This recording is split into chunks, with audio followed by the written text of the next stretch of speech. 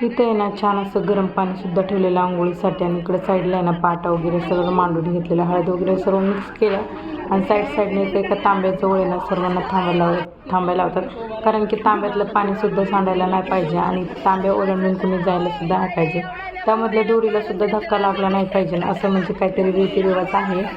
असो त्यानंतर आहे ना इथे छान असं नवरी नवरदेवसुद्धा आमचे बसलेले, जे की हळदीचा कार्यक्रम चालू झालेला होता आणि त्यानं हळद वगैरे सर्व मिक्स झालेलं होतं आणि त्यानंतर आहे ना नवरीच्या मंडोळी वगैरे निघलेले म्हणून तेच मंडोळी वगैरे बांधायला घेतलं आणि त्यानंतर आहे ना साडी आणि ते पदर असतं त्याची गाठ वगैरे बांधून घेतली व्यवस्थित अशा आजीनी. त्यानंतर मस्त अशा आजीबाई आमच्या हळद लावायला घेतलं नवरदेवाला आधी आणि त्यानंतर आहे ना नवरीलासुद्धा हळद लावायला घेतली. तर हळद लावताना खूप जास्त मज्जा येते बरं का, आणि जास्त म्हणजे बघायला आपल्याला गुळणागुळणी कसे करतात, अंगठ्या वगैरे ह्या बघायला तर खूप जास्त इंटरेस्ट आहे तुम्हाला तर. आणि ते बघा प्रिशा म्हणजे चिकूला आहे ना इथं मावशी काकूनी घेतलेलं होतं, तर चिकू आहे ना माझी खूप जास्त शहाणी आहे बरं का, आणि खरंच खूप मला ना आवडते ती, कारण ती ना खूप जास्त अशी शांत बसते. त्यानंतर ना आमच्या आत्याबाईसुद्धा लावायला घेतली हळद, मग काय नवरीची सासूनेसुद्धा हळद लावून घेतली. नवरीची सासू तर खूप जास्त अशी खुश होते बरं का, छान असं हळद खेळायला लागले आणि नवरदेवचा पाटा वळतात म्हणून इथं पायल आणि बाकीच्या सगळ्या पोरी आहे ना साईडला उभं राहिलेले आणि ते नवरीबाईची बहीणसुद्धा नवरीपाशी थांबलेली, कारण हळद वगैरे तोंडाला लागेल म्हणून. हळदीचा कार्यक्रम छान असा झाला आणि नंतर आहे ना बाकीचे जे राहिलेले होते त्यांनीसुद्धा हळद वगैरे लावून घेतली. नवरी बघू शकता किती जास्त खुश होते आणि नवरदेव पण खूप जास्त खुश होता बरं का, आणि त्यांनी ना तोंडामध्ये हळद नाही घातली पाहिजे म्हणून, म्हणजे पोरं जे होते ना ते सर्व तोंडामध्ये त्याला हळद चारण्यासाठी आलेले होते, कारण नवरीच्या साईडने खूप जास्त जण होते आणि नवरदेवाच्या साईडने ह्या बाकीच्या पोरी गेलेल्या होत्या. आणि नवरदेवाला ना नवरदेवाच्या साईडचे पोरं जे होते ना ते सर्वजण म्हणायचे ताई आपल्याला अजिबात हरायचं नाही, आपल्याला जिंकायचं आहे, असंच त्यांचं चाललेलं. आणि ते प्रिशाला घेऊन मी मात्र म्हटलं थोडंसं क्लिप्स काढून घ्यावेत, ते सुद्धा काढून घेतलं. आणि नंतर आहे ना नवरदेवाला ना खाली पाडण्यासाठी म्हणजेच पाटावरून खाली पाडायला ना खूप जास्त जण टपलेले होते म्हणून इथं पायल ते सर्वजण शेजारी उभं राहिलेली. इथे बघा त्याला हातीला आहे ना हळद चारत होता हा, पण आमचे नवरीबाई काय ऐकणार आहेत का, नाही असं काहीच नाही बरं का, आमचे नवरीबाई खूप स्ट्रॉंग आहेत बरं का.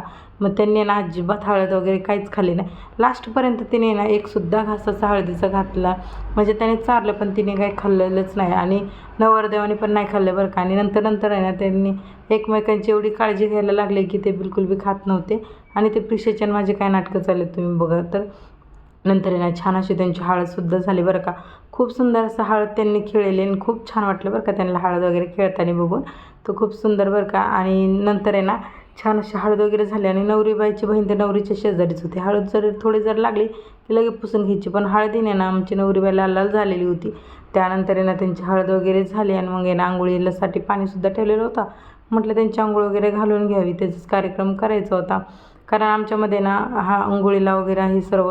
आणि नंतर आहे ना ते गळ्यातलं नाही सुपारी होती बहुतेक, हातामध्ये सुपारी होती, त्यानंतर आहे ना तो हात सुपारी सोडत नव्हता म्हणून आहे ना आमची नवरीबाई म्हणत होते ते 5 बोटांनी धरतो बघा सुपारी म्हणून, पण काय नवरदेव काय सोडायला तयारच नव्हता. नंतर सर्वजण म्हटले अरे सोड, कारण खूप जास्त लेट झालेला आहे म्हणून सोडत जा. मग नवरदेवानं हळूहळू असं सोडून टाकली सुपारी वगैरे हातातून. त्यानंतर आहे ना छान अशी हळद झाली बरं का. हळदीमध्ये तर खूप मज्जा आली आम्हाला, खूप म्हणजे खूपच मज्जा आली, तुम्ही पाहू शकताय. छान अशी ना त्यांची हळदसुद्धा चालू होती. काही क्लिप्स मी काढले आणि काही क्लिप्स मी काढलेच नाही बरं का, खरंच सॉरी बरं का, कारण यांना तेवढा वेळच भेटला नाही. आणि तुम्हाला माहिती आहे प्रिशान माझ्याकडनं जेवढं शक्य होईल तेवढं मी टाकते, तर आपल्या यूट्यूब चॅनलला ना सपोर्ट करत जावं तुम्ही आणि आपल्या यूट्यूब चॅनलला सबस्क्राईब करायला बिलकुल बी विसरू नका. तुमच्यापर्यंत छान छान व्हिडिओ मी पाठवणारच आहे, तर तुम्ही माझे व्हिडिओ बघायला पण विसरू नका. तर मी छान असे व्हिडिओ तुमच्यासाठी अपलोड करत जाईल रोज. असं आपल्या इंस्टाग्राममध्ये सुद्धा आहे, तर इंस्टाग्रामला चॅनलला पण तुम्ही सबस्क्राईब करा आणि लाईकसुद्धा करा, ओके. फॉलो करायला तर बिलकुल पण विसरू नका. तर असो इथे छान अशी ना दुधाने अंघोळ घातली जाते आमच्यामध्ये. तुमच्यामध्ये हळद वगैरे कशी केली जाते तर मला कमेंट करून नक्की सांगा. तर कशा प्रत्येकांच्या ह्याच्यामध्ये ना रिवाज वेगळं असतं की आपल्यामध्ये असं केलं जातं, तुमच्यामध्ये आमच्या हिंदू कास्ट वडारमध्ये आमच्यामध्ये वेगळं केलं जातं, तर तुमच्यामध्ये कसं केलं जातं मला कमेंट करून नक्की सांगा. छान अशी इथं हळदसुद्धा झाली. नंतर आहे ना आंघोळ वगैरे घालायला त्यांना घेऊन गेले, कारण आज त्यांना जायचं होतं जेजुरीलासुद्धा. इथून पुढचे व्हिडिओज मी यूट्यूब चॅनलवर उद्या अपलोड करेल. सो माझा एवढाच व्हिडिओ आलेला आहे, तर माझ्या व्हिडिओला सबस्क्राईब करायला अजिबात विसरू नका. तर भेटू आपण पुन्हा अशाच एक नवीन व्हिडिओमध्ये. तर सर्वांना व्हिडिओ आवडला असेल तर लाईक करा, ओके. सर्वांना बाय बाय.